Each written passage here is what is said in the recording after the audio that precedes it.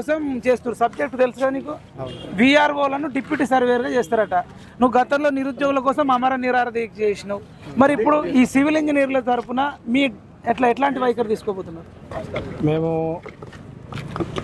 VRO చట్టబద్ధమైన job calendar and deputy surveyor పోస్టుల మీద మేము నాకు తెలిసి ఒక వారం 10 రోజుల క్రితం ఒక ప్రెస్ మీట్ పెట్టి అక్కడి నుంచి అన్ని పార్టీలను కూడా కలుసుకుంటూ రిప్రజెంటేషన్ ఇచ్చి ఇన్క్లూడింగ్ పృథ్వీరాజ్ అన్న గారు, విమలక్క గారు, మందకృష్ణ మాదిగ అన్న గారు అందరిని కలుసుకుంటూ మేము ఒక రిప్రజెంటేషన్ అనేది ఇచ్చినాం.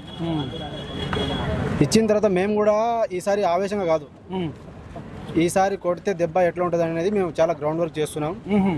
అది అంత ఆషామాషిగా 2 రోజులు 3 రోజులు 4 రోజులు బయటకు వచ్చి ఆవేశంగా బయటకు పోయేది కాదు. చేస్తే ఒకేసారి 1,00,000 మందితో నిరుద్యోగం ఒకటేసారి దీక్ష చేస్తాం.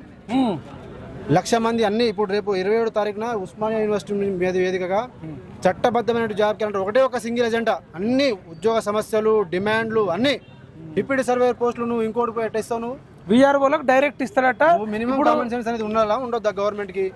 దీన్ని కేవలం పొంగులేటి శ్రీనివాస్ రెడ్డి పంచుకున్నాడు, దీన్ని అమ్ముకుంటున్నాడు. పొంగులేటి శ్రీనివాస్ రెడ్డి ఖబర్దార్, నీ ఖమ్మంలో వచ్చి నీ పార్టీ ఆఫీస్ బొంద పెడతాం.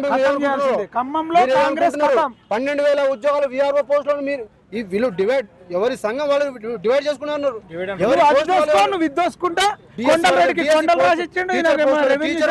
నీకు విఆర్ఓ పోస్టులు, విఆర్ పోస్టులు, నువ్వు డిప్యూటీ సర్వేయర్ పోస్టులు, జనాలందరూ పిచ్చోళ్ళ. కాబట్టి మేము దీన్ని అంత ఆషామాషిగా చాలా ఇంజనీర్లు, సివిల్ ఇంజనీర్లు తిప్పి కొడితే 1000 మంది పోస్టులు అడగట్లేదు వాళ్ళు. అది చాలా న్యాయబద్ధమైన డిమాండ్. కాబట్టి మేము ఆ రోజు అన్ని పార్టీలను కూడా కలుసుకుంటూ రిప్రజెంటేషన్ ఇచ్చినాం. ఇప్పుడు కూడా వీళ్ళు చేస్తున్నటువంటి పూర్తి మద్దతు మేము ఉంటుంది. మేము అందరం కలుపుకొని ఈసారి ఎలాంటి భేదాలు లేకుండా ఈసారి ఆర్గనైజ్డ్ గా కేవలం నిరుద్యోగ హక్కులు ఖచ్చితంగా. ఇప్పుడు తెలంగాణలో నిరుద్యోగుల గురించి ఎవరు మాట్లాడుతున్నారు? ఏ పొలిటికల్ పార్టీలు మాట్లాడుతున్నాయి? ఏ సంఘాలు మాట్లాడుతున్నాయి? కాబట్టి మాకు మేమే కష్టపడాలి, మేమే వస్తాం. మేము కష్టపడితే రాష్ట్రం వచ్చింది.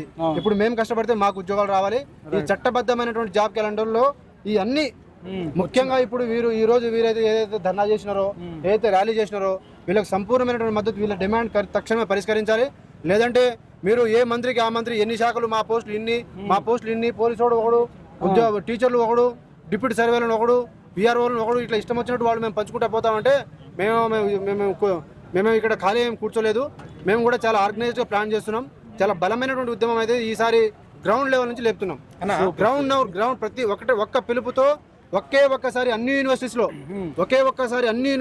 అన్ని లైబ్రరీలో ఉస్మానియా యూనివర్సిటీ నివేదికగా ఇటు నిజాం కాలేజ్ కావచ్చు, ఇటు సైఫాబాద్ కావచ్చు, ఇటు కాకతీయ యూనివర్సిటీ కావచ్చు, తెలంగాణ యూనివర్సిటీ కావచ్చు, ఇటు అన్ని యూనివర్సిటీస్ నుంచి ఒకటేసారి ఉద్యమం లేస్తే ఎట్లా ఉంటుందో, అప్పుడు ఎంత మందిని పెట్టుకొని వీళ్ళ ఉద్యమాన్ని ఆపాలనుకుంటారో వాళ్ళు ఎలా ఆపుతారో మేము కూడా దాన్ని చూస్తాం. Thank you Motilal.